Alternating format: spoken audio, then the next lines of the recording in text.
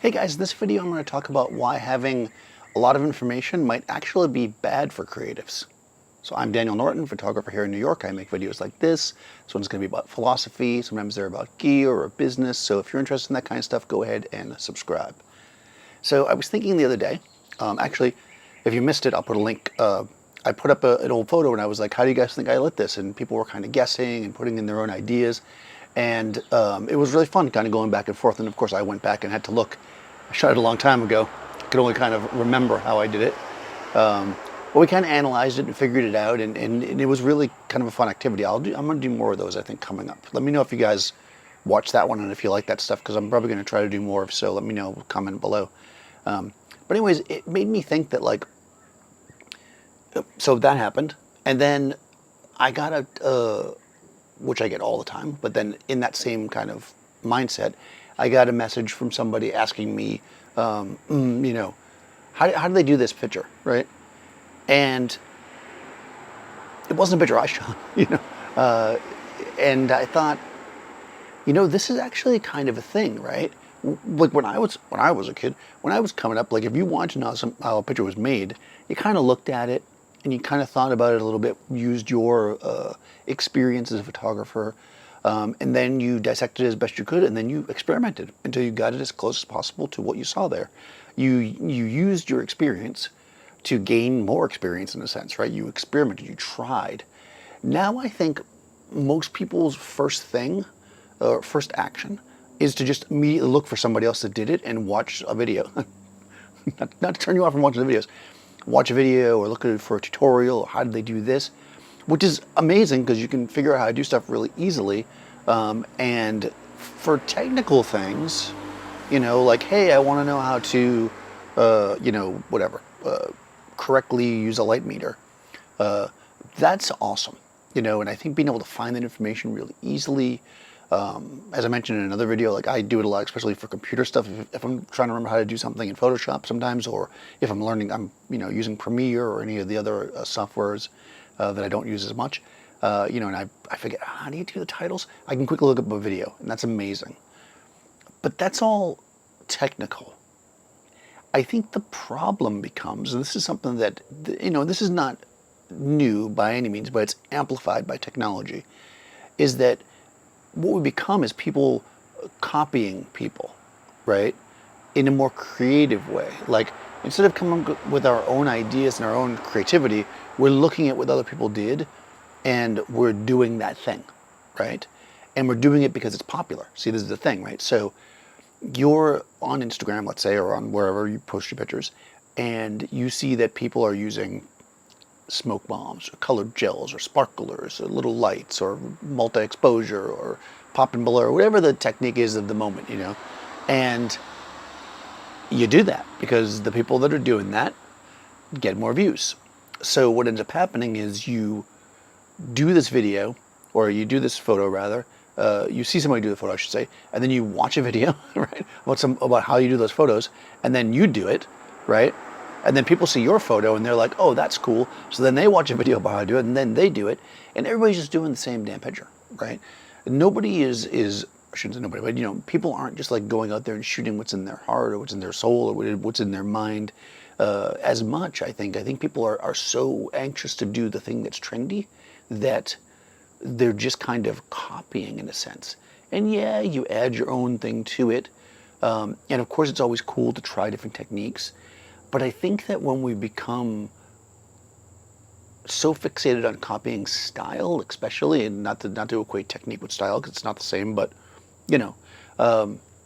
what we actually end up with is pictures that lack style, and they're all technique, right? Everybody's doing the trendy thing, and again, it's fine to do it when you're just trying to learn the technique, but it's one thing that I really talk about a lot, especially in the live streams when I do the more advanced flash stuff like pop and blur and multi-exposure. These things can be really gimmicky, really fast. High-speed sync is the same, all that stuff. Unless you're using it to enhance the photo and make the photo that you were trying to do better, the photo you had in your mind isn't possible to create without doing a technique, so you're using it. Versus I'm using a technique to create a photo. because that's a different kind of thing, right?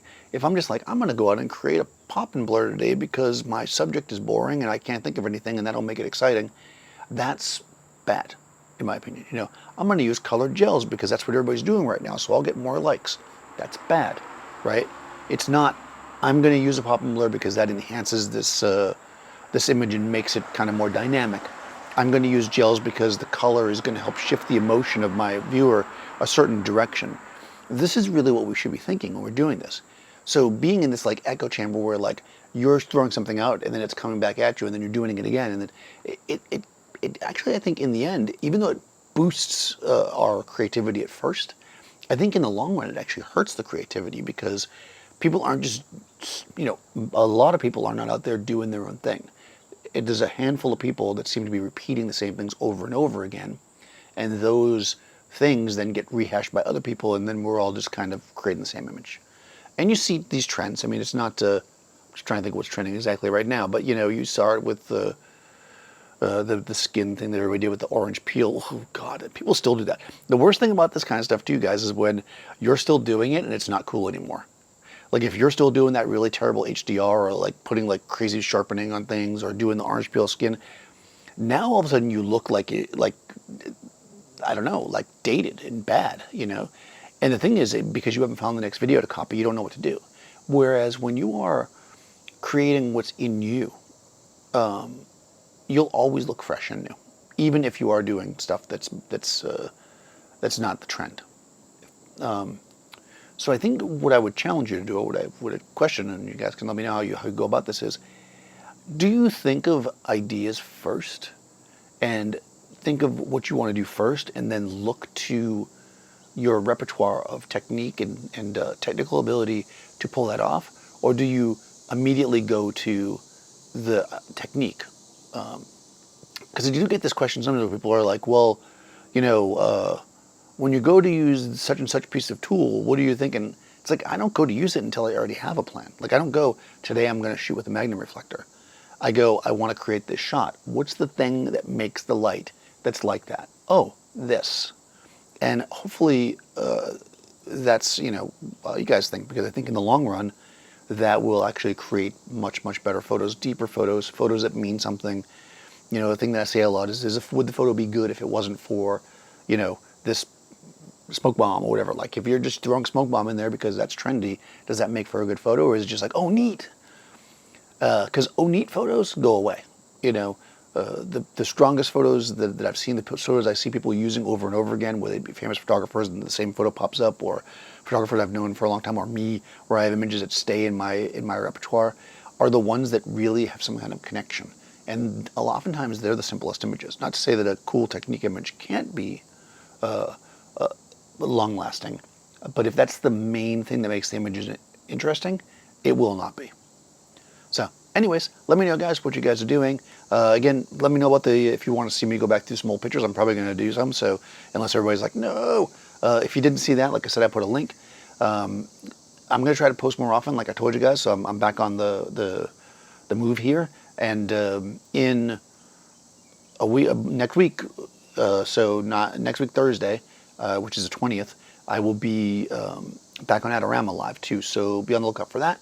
If you guys don't follow me on the other social places, please do so. And also remember that on Sundays I am on Twitch, editing and Capture One. So if you're interested in kind of what I do after the shoots and my post-production, and also I think what makes those more interesting, at least to me, is that oftentimes I can, now that I'm out of the situation, I'm thinking about what I did differently. Because a lot of times when you're shooting, it just kind of comes, you know, because you're so used to it.